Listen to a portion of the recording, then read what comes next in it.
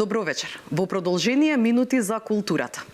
Нова театарска представа ќе биде поставена на сцената на Штипскиот народен театар. Станува збор за представата Јас на некое друго место во режија на Јован Ристовски.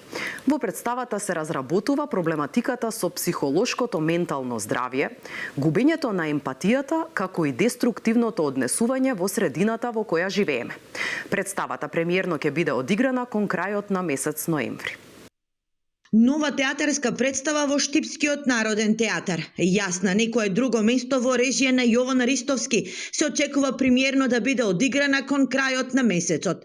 Станува збор за произведба на современ македонски текст, кој писателката Ана Ристовска-Трапеновска, за да го напише, била инспирирана од вистинска приказна. Ана се инспирира од еден весник, читајќи една трагична приказна за една мајка и сопруга која за жал ги убива незините деца и се случуваат голем еден пресврт, да кажам, за целата таа случка, а избеглица од Босна војната кои живеат во Австралија и така натаму. Во представата се разработува проблематиката со психолошкото ментално здравје, губењето на емпатија, како и деструктивното однесување во средината во која живееме. Ова представа треба да не инспирира публиката и граѓаните од Штип и се разбира другите што ќе ја гледат, да се запрашаме кои сме, што сме и дали како граѓани имаме добро однесување према заедницата околу нас и дали ги приметуваме луѓето со кои сме најблиски, дали имаат проблем некаков или не, бидејќи најчесто менталните, психолошките проблеми луѓето ги кријат и му е непријатно да ги кажат наглас. Во новата представа играат актерите Марија Минчева Андонов, Пеце Ристевски, Ангелка Нашкова, Миле Вратеовски, Ефтим Трајчов, Ава Хусеини и Стефанија Митовска. Македонскиот оперски пејач, тенорот Владко Груевски, настапи во Њу Јорк заедно со пијанистот Андреј Наунов. По концертот во САД, Груевски испеа и дел од песните на Тоше Проески на концерт во Загреб, посветен на нашата најголема музичка звезда. По самото враќање, нели се уште сме под импресии од нашиот концерт одржан во Њу Јорк, во МС галеријата, кој што беше спонзориран, тоест поддржан од Министерството за култура. На самиот концерт настапивме јас и мојот соработник Андреј Наунов, а програмата која што ја одржувавме, тоест ја изведивме, беа македонските композитори. Во првиот дел беа опфатени соло песни на македонски композитори, а во вториот дел аранжмани на познати народни македонски песни во класичен стил од Андреј Наунов. Тоа беше единствено доживување, а самите реакции на публиката беа голем подарок за мене како изведувач, бидејќи сите беа позитивни и одлични, нели, кога добиваме признание за тоа што го работиме. Целиот разговор со тенорот Владко Груевски, кој зборува и за своите идни ангажмани, ќе го емитуваме утре во рамки на нашата утренска емисија. А ние продолжуваме со останатите содржини. Мандолинскиот оркестар на Скопското основно училиште Григор Прличев заедно со Бојана Скендеровски сними нова верзија на песната Молитва, најголемиот хит на Виолета Томовска.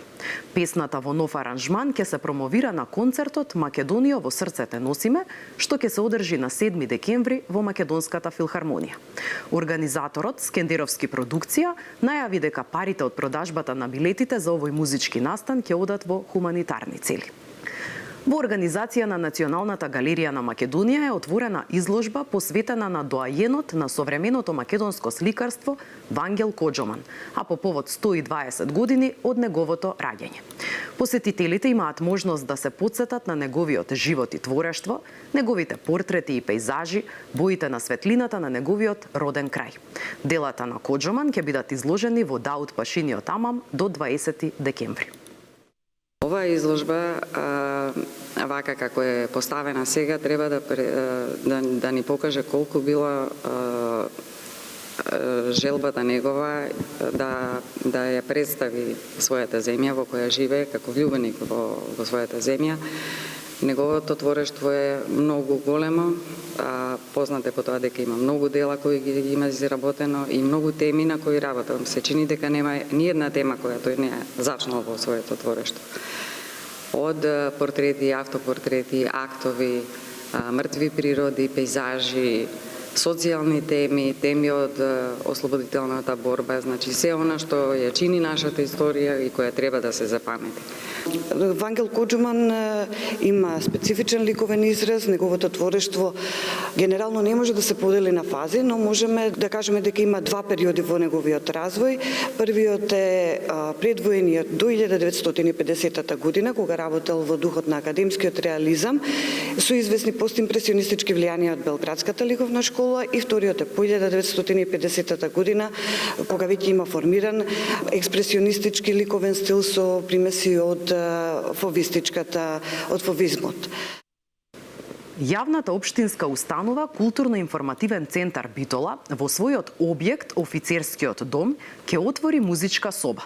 Во посебната музичка соба ќе бидат истакнати информации за првите клавири, за прочуениот Димитрија Лала, ученик и соработник на Ричард Вагнер, виолината на доктор Константин Робе, а се очекува да бидат изложени и музички инструменти кои ќе бидат на достапна јавност.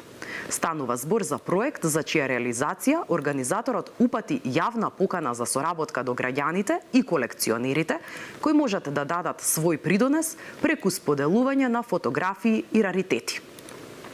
И тука го завршуваме овој блок вести од културата. Ви благодарам на вниманието.